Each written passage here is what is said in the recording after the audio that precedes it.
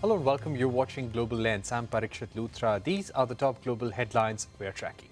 US President Trump calls China and India as the primary funders of the Ukraine war. Also calls out the European Union for buying energy from Russia. Trump says the war in Gaza must end, but only if Hamas releases the hostages. Also claims credit for stopping a war between India and Pakistan once again. This was his first speech at the United Nations in 6 years. External Affairs Minister Jaishankar meets top American diplomat Marco Rubio in New York, says they discuss issues of current concern. This was the first high-level meeting since US imposed 50% tariffs on India and the recent hike in H-1B visa fee. Commerce Minister Piyush Goyal is also in Washington, D.C. to hold trade talks. One of the world's most powerful bankers, JP Morgan's Jamie Dimon, says the US economy is weakening, but it is not a disaster just yet. Expects investors to continue reducing their dollar holdings, says he's wary of inflation and the US has not attacked the fiscal deficit problem yet.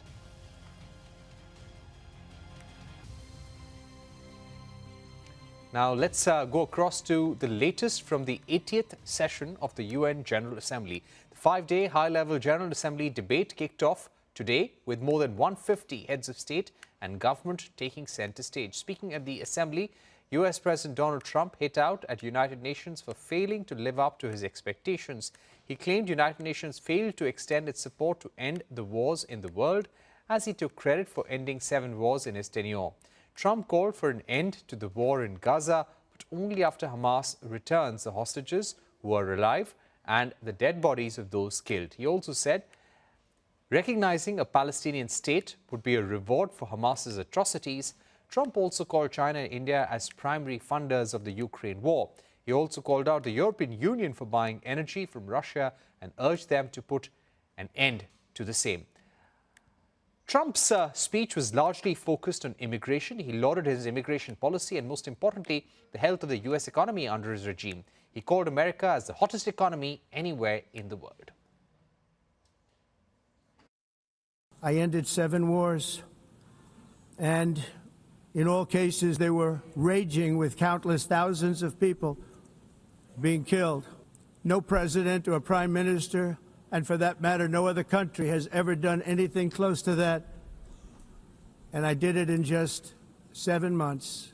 It's never happened before. There's never been anything like that. I'm very honored to have done it. It's too bad that I had to do these things instead of the United Nations doing them. And sadly, in all cases, the United Nations did not even try to help in any of them. As everyone knows, I have also been deeply engaged in seeking a ceasefire in Gaza. Have to get that done. Have to get it done. Unfortunately, Hamas has repeatedly rejected reasonable offers to make peace. But instead of giving in to Hamas's ransom demands, those who want peace should be united with one message: release the hostages now.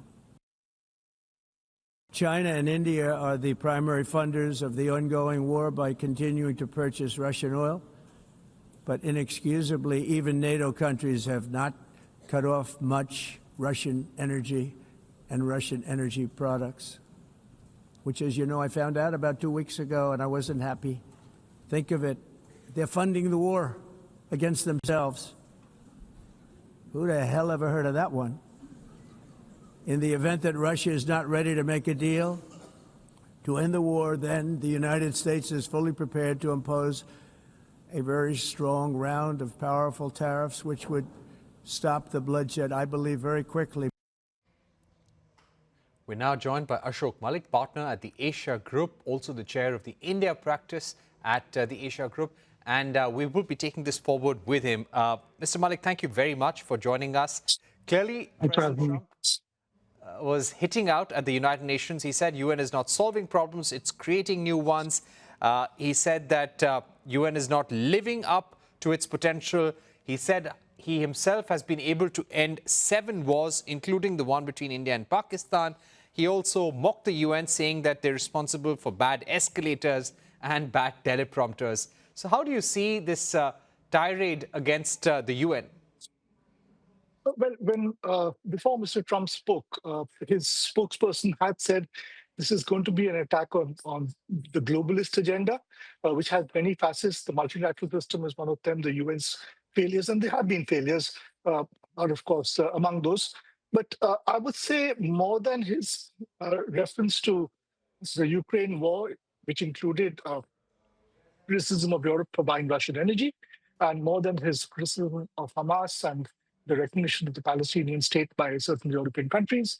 Uh, it was his very expansive reference to immigration, both in the US and Europe, that actually spoke for his future agenda. Uh, he blamed a lot on immigration. He blamed deindustrialization on both immigration as well as what he called the green energy scam and the climate change con job. I think he used the word con job or con. Uh, this would suggest that he was addressing a domestic audience, his voters, his constituency back home. It also risks conflating illegal immigration, which is certainly a challenge, with legal immigration, which we are beginning to see in the US. And I expect what has started with a, a curtailment of H-1B, of the H-1B visa will now extend to other forms of immigration, other visa categories. And there is a crackdown coming on immigration in the US. I suspect not just illegal immigration, but also legal immigration.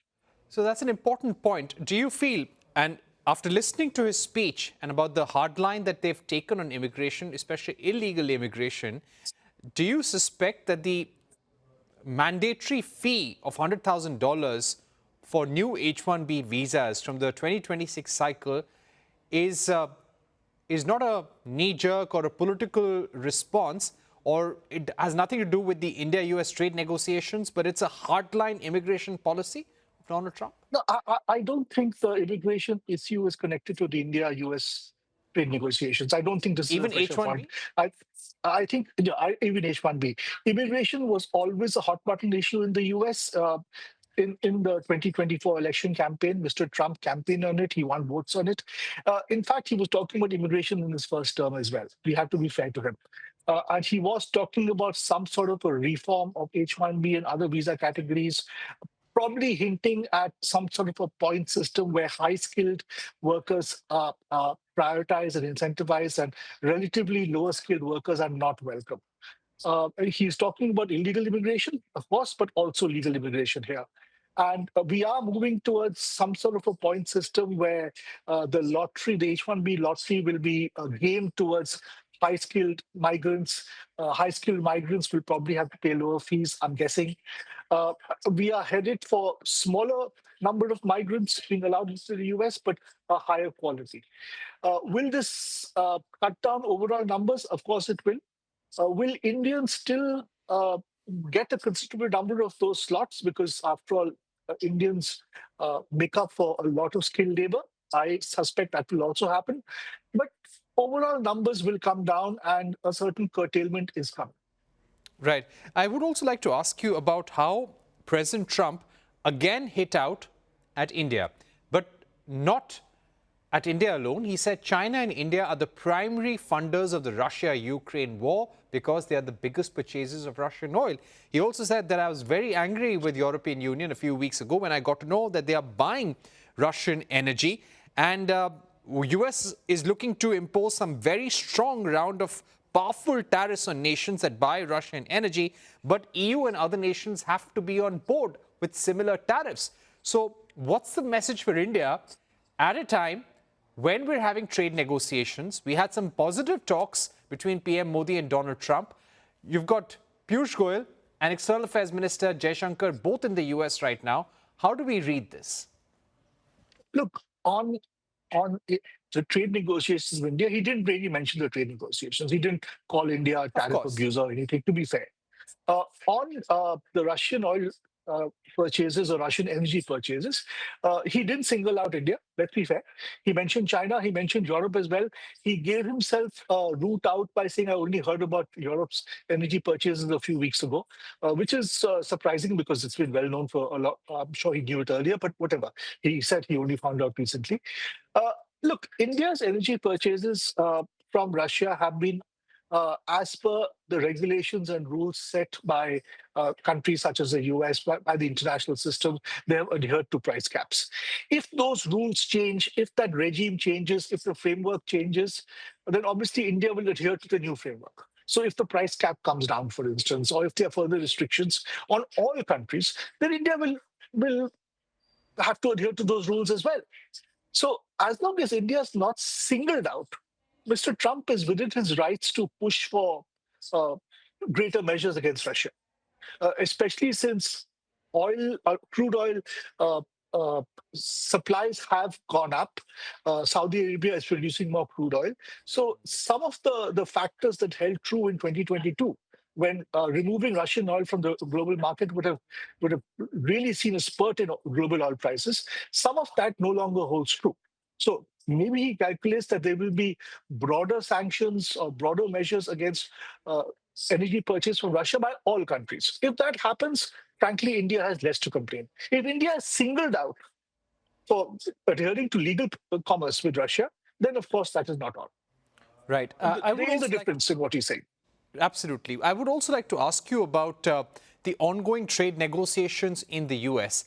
How do you see the possibility of both sides arriving at some sort of understanding very soon? I heard Marco Rubio speak a short while back, and he said that we are trying to resolve the sanctions issue with India. What do you The think is the way sanctions forward? issue is different from the trade deal. The sanctions issue is the extra 25%, which frankly needs to go because it is ridiculous. Why is India being singled out? Either impose it on all countries doing business with Russia or on none. Uh, uh, in terms of the trade deal, quite honestly, the Indians have made an offer which has been on the table for some time. It's a good offer. It's the most ambitious trade offer India has made to any country, any trade partner ever. It will give America permanent strategic advantage as the trade partner of India. Can that trade offer be improved? Can there be tweaks on both sides? I'm sure they can. And maybe that's what the trade negotiators are speaking about. But it's been fairly clear for some time that it's not the substance of the trade deal which has been more or less finalized by both sides. That is the problem. It's the politics around it that is the problem. With both leaders, Prime Minister Modi here and President Trump in Washington, speaking to each other, communicating by social media and indicating they are still interested in the trade negotiations and a trade deal, I am reasonably confident we could have a deal. Of course, never say never, or never say it's going to happen. But I think I'm in a more optimistic place now than I was, say, a month ago. Right. And you expect the additional penalty of 25% and the reciprocal tariffs of 25% to be addressed together in one comprehensive deal?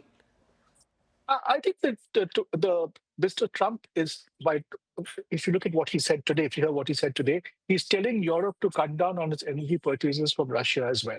So he's probably going to have a broader energy package against Russia, which will involve all countries that buy energy from Russia, including India and China and Turkey and Europe, I expect. Should that happen, well, it's a larger problem for the world to deal with. It's not just an Indian problem.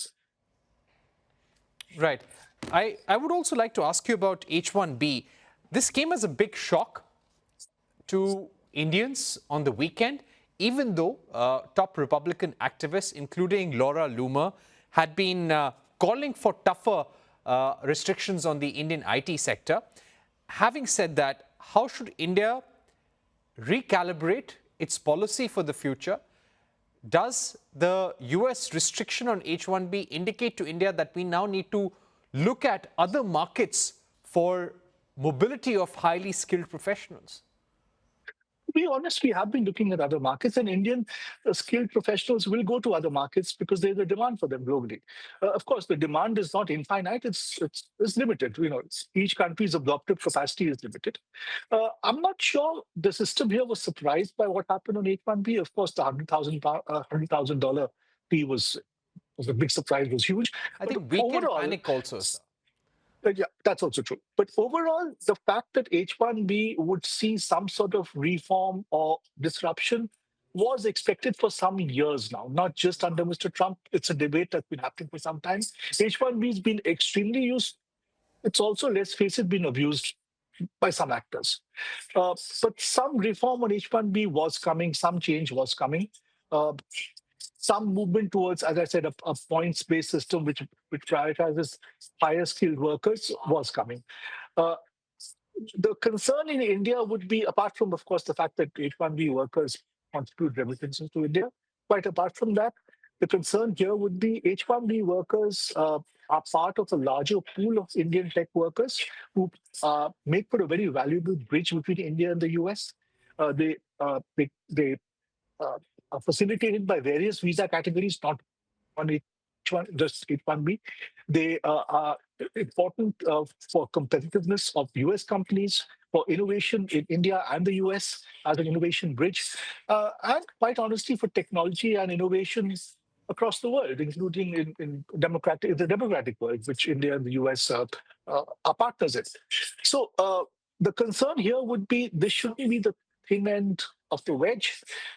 It should be reform uh, with the US's, a sovereign right to maintain its uh, immigration regime and to set the rules being respected, but some sort of a reform that works for US companies, works for India, works for tech workers who are valued across the world, and works for innovation. Uh, Right. I My- also expect we will see more outsourcing to GCCs in India right. as workers are told not to come to America or told to go home. All right. My final question, Mr. Malik, would be if you had to sum up Donald Trump's immediate two foreign policy priorities, what's possibly capturing most of his mind space right now, what would that be? I think immigration was, if you look at the one word that was mentioned probably most often in this speech today, it was immigration. Obviously, it's a hot button issue in the US. It's the issue that drove the last election, drove the mandate against the Biden administration. Uh, Immigration is a hot button issue. He used immigration to reach out to Europeans as well. Some people will disagree with him in Europe. Some people will agree with him in Europe. Uh, I would say immigration is the number one issue.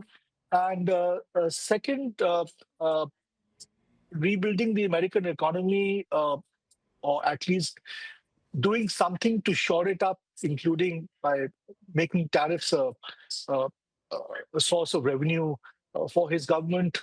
Uh, I think those two are his number one priority, his top two priorities. And frankly, that was true even before this speech. All The right. speech has just re-emphasized his priorities. Absolutely. It was, in a way, re-emphasizing all his political and domestic priorities. Thank you very much, Mr. Malik, for a wonderful conversation on Donald Trump's UNGA speech. And let's see how the trade talks in the US go this week. We're taking a short break here on Global Lens, but on the other side, we get you more global news. Don't go anywhere.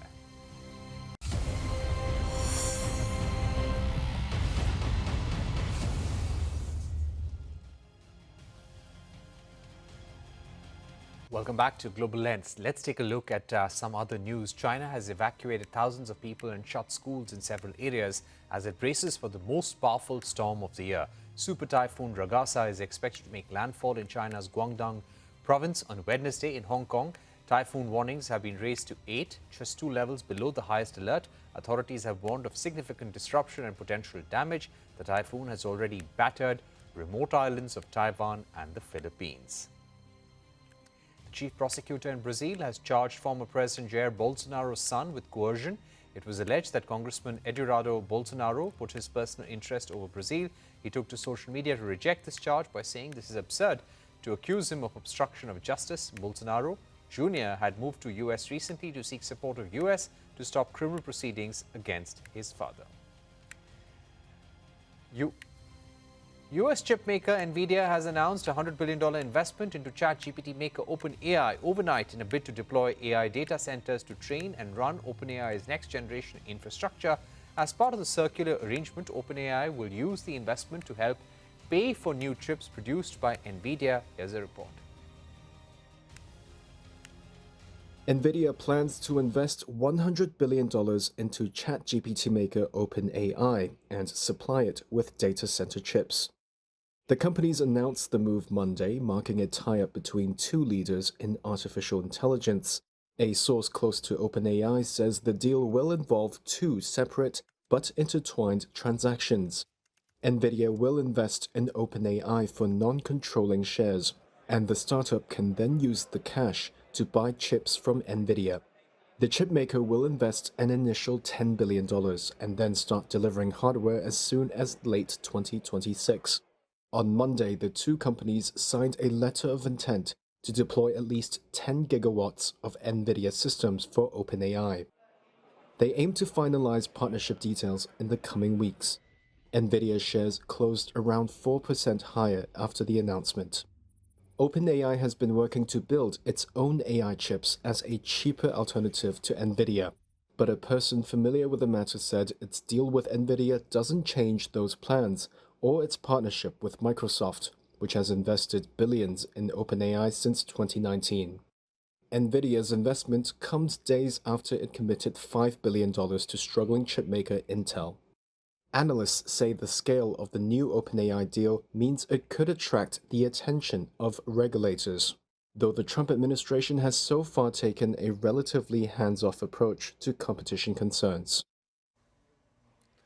On to some stories that are trending. A 13-year-old Afghan boy hit an aircraft's wheel well and landed unscathed in Delhi. He was spotted wandering on the runway at the international airport. The boy was detained and questioned for several hours before being sent back to Kabul. He reportedly told authorities he made the journey out of curiosity. The impasse around Jimmy Kimmel's show ends. This after ABC in its statement said that after speaking with Kimmel, the network decided to air the show. Recently, ABC had pulled the plug on the show after receiving complaints over Charlie Kirk's commentary. Science educator Bill Nye has received a star on the Hollywood Walk of Fame in Los Angeles. Nye hosted the 1990s television series Bill Nye, the Science Guy. The show introduced children to science with humor and went on to win 19 Emmy Awards. Nye currently serves as the CEO of Planetary Society, a space exploration non-profit organization. Paris Saint-Germain's Ousmane Dembélé has won his first Ballon d'Or award, edging out Barcelona's Lamine Yamal. Barcelona's Aitana Bonmati has made history by winning her third consecutive Women's Ballon d'Or award. Dembele's standout season included leading PSG to their first ever UEFA Champions League title. Bonmati helped catapult Spain into their first ever Women's Euros final, which they lost to England.